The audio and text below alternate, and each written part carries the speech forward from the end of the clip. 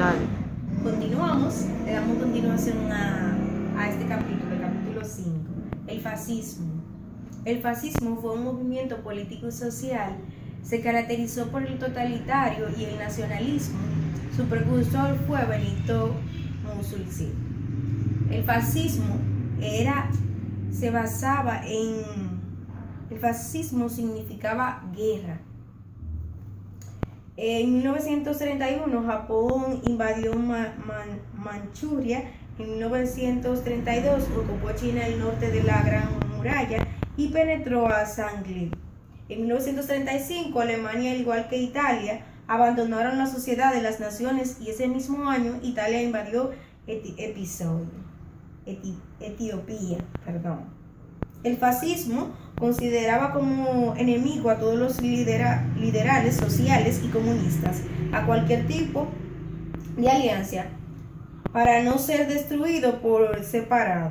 Francia, que había salido victoriosa de la Primera Guerra Mundial.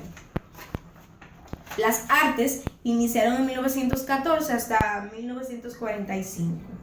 Si el surgimiento de los partidos fue una consecuencia importante, la política de democratización también lo fue. La aparición del nacionalismo en la política. En el periodo 1980 hasta 1914, el nacionalismo protagonizó un extraordinario salto hacia adelante, transformándose a su contenido ideológico y político. Seguimos al otro capítulo, el fin de los imperios.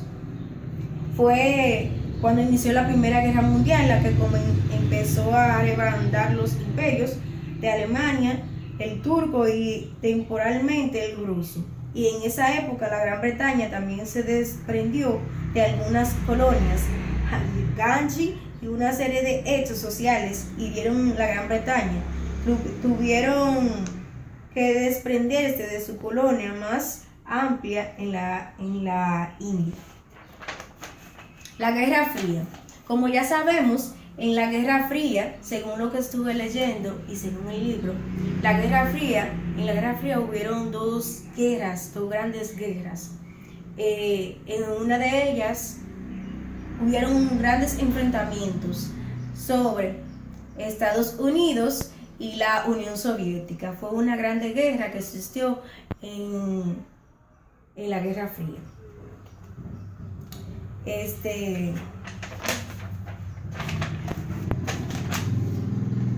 Cuando acaba la Guerra Fría, la hegemonía económica norteamericana había quedado tan marcada que el país ni siquiera podía finalizar su propia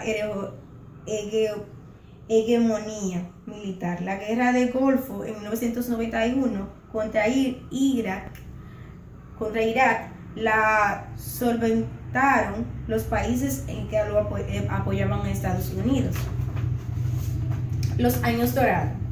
Durante los años 50, la vida de los países desarrollados había mejorado normalmente, principalmente en el mundo capitalista. Se denominó los años dorados en Estados Unidos. El índice de crecimiento durante los años dorados no fue tan sorprendente como los otros países. La edad de oro correspondió básicamente a los países capitalistas desarrollados. A lo largo de estas décadas representaban parte de la producción mundial y más del 80% de la exportación de producción elaboradas. Luego de ahí está lo que fue la Revolución Social.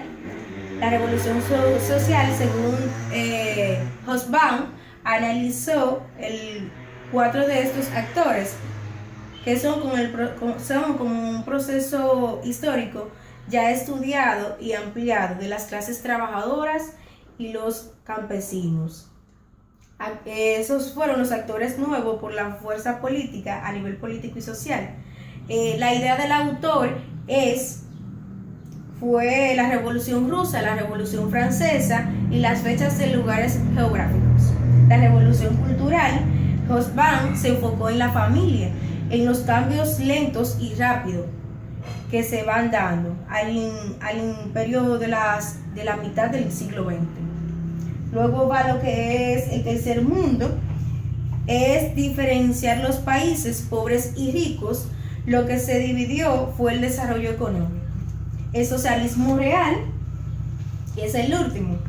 La revolución de octubre no solo se produjo una división de la historia del mundo al establecer el primer estado y la primera sociedad por el capitalismo.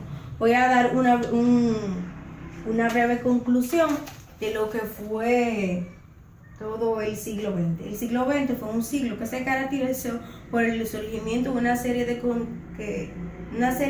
contenidos bélicas iniciada en un principio por asuntos económicos e ideológicos, en primer lugar por parte de los países europeos y más luego de la intervención de más países del mundo.